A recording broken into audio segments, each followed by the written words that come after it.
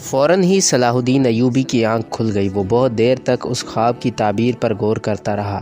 دمشق میں ایسا کوئی بزرگ موجود نہیں تھا جس سے صلاح الدین ایوبی اپنے خواب کے بارے میں مشورہ کرتا۔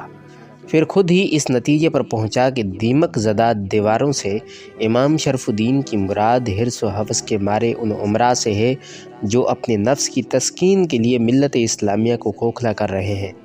ان دیواروں کو گرانے سے یہی مراد ہے کہ بے دریغ انہیں قتل کر دیا جائے، اور ان امراء کا قتل اسی وقت ممکن ہے جب آگے بڑھ کر دمشق کی طرح حلب پر بھی قبضہ کر لیا جائے۔ یہ سوچ کر صلاح الدین ایوبی پر وحشت سے طاری ہونے لگی۔ قبضے کا ایک ہی مفہوم تھا، خون ریز جنگ، اور صلاح الدین ایوبی ابھی تک اسی نازک اور سنگین لمحے کا سامنا کرنے سے گریزاں تھا۔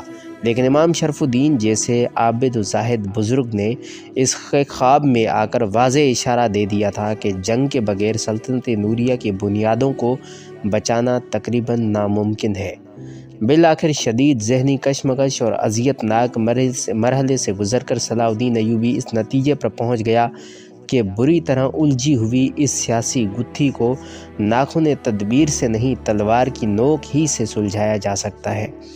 پھر اس نے اپنے 700 سپاہیوں کے ساتھ آگے بڑھ کر حلب کا محاصرہ کر لیا۔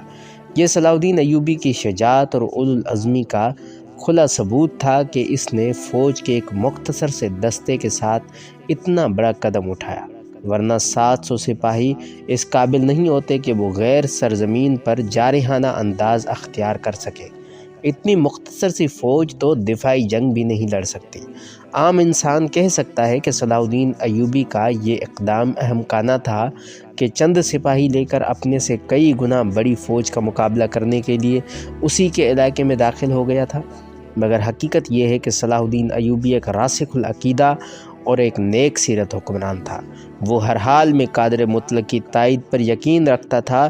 دوسرے یہ کہ صلاح الدین ایوبی نے بہت پہلے اس صورتحال کا اندازہ کر لیا تھا اور اسی لیے اپنے ایک نائب کو قبل از وقت مصر روانہ کر دیا تھا تاکہ 10,000 منتخب سوار لے کر حلب پہنچ سکے۔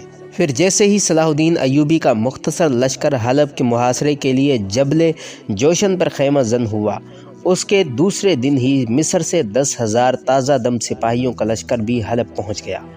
اس غیبی تائید پر صلاح الدین ایوبی نے اپنے خالق کا شکر ادا کیا اور اس کے ساتھ ہی اپنی مخصوص دعا کی: اے قادر مطلق، تو اپنی بے مثال اور لازوال قدرت سے اس جنگ کو ٹال دے، ہمارے دلوں کو ایک دوسرے کے لیے نرم کر دے اور اہل ایمان کے خون کو اتنا ارزاں نہ کر کہ دشمنان اسلام ہمارا تماشا دیکھیں۔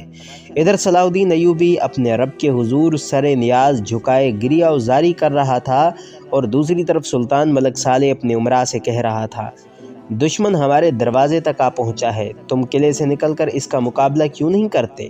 آخر تمہیں کس بات کا انتظار ہے؟ کیا تم اس وقت گھر سے باہر نکلو گے جب وہ 4 دیواریوں کے اندر داخل ہو جائے گا؟ سلطنت نوریہ کی بقا کے لیے اپنی جانیں دینے کی قسمیں کھانے والے فطرتاً انتہائی بزدل تھے۔ ان میں سے کوئی بھی صلاح الدین ایوبی کی گزشتہ معرکہ آرائیوں اور فتوحات کو بھولا نہیں تھا۔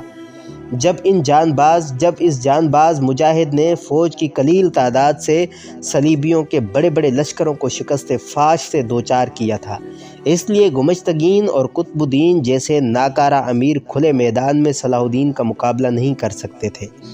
سلطان ذیشان، ہم کیوں اپنے سپاہیوں کو موت کے منہ میں جھونکیں؟ صلاح الدین کو جبل جوشن پر پڑا رہنے دیں، وہ کب تک حلب کا محاصرہ کیے رہے گا؟ آخر ایک دن موسم کی سختیوں سے تنگ آ کر خود ہی چلا جائے گا۔ گمشتگین نے بڑی عیاری سے جواب دیا: ہم ہر طرح محفوظ ہیں اور ہمارے پاس کئی سال کا سامان رسد موجود ہے۔ ہم صلاح الدین کو شکست خوردہ حالت میں دیکھنا چاہتے ہیں۔ سلطان ملک صالح نے انتہائی نفرت آمیز اور غضبناک لہجے میں کہا: وہ کیسا عجیب لمحہ ہوگا جب ہم اسے زنجیروں میں جکڑا ہوا دیکھیں گے۔ سلطان ذیشان، دانش مندوں کا کہنا ہے کہ اگر دشمن خود ہی مر جائے تو ہمیں اپنے تیر اور تلواریں ضائع نہیں کرنے چاہیے۔ گمشتگین نے جبراً مسکرانے کی کوشش کی، ورنہ اس خوف سے اس کا چہرہ دھواں ہو رہا تھا کہ کہیں سلطان اسے صلاح الدین کے مقابلے کے لیے میدان جنگ کی طرف نہ روانہ کر دے۔ سلطان ملک صالح اب اتنا کم فہم بھی نہیں تھا کہ کسی دلیل کے بغیر گمشتگین کی باتوں سے بہل جاتا یہ کیسے ممکن ہے کہ ہمارے تیر بھی ضائع نہ ہوں اور صلاح الدین بھی ہلاک ہو جائے؟ سلطان ملک صالح کے چہرے پر بدستور غصہ جھلک رہا۔ تیر تو ضائع ہوں گے مگر کسی اور کے، یہ کہہ کر گمشتگین جھکا اور کچھ دیر تک سلطان ملک صالح سے سرگوشی میں باتیں کرتا رہا۔ قریب بیٹھے ہوئے امراء بھی حیرت زدہ تھے کہ آخر گمشتگین اتنی رازداری کے ساتھ گفتگو کیوں کر رہا ہے۔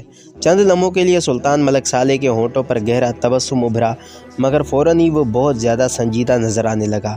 کچھ بھی ہو، ہمیں صلاح الدین کا سر چاہیے، یہ کہہ کر سلطان ملک صالح خفیہ اجلاس سے اٹھ کر اپنے مخصوص کمرے میں چلا گیا، جہاں ایک نوخیز اور حسین لڑکی شراب کی سرائی لیے اس کی منتظر تھی۔ سلطان ملک صالح کے اعصاب پر صلاح الدین کا جو خوف طاری تھا وہ اسے شراب کے ساغر میں ڈبونے لگا۔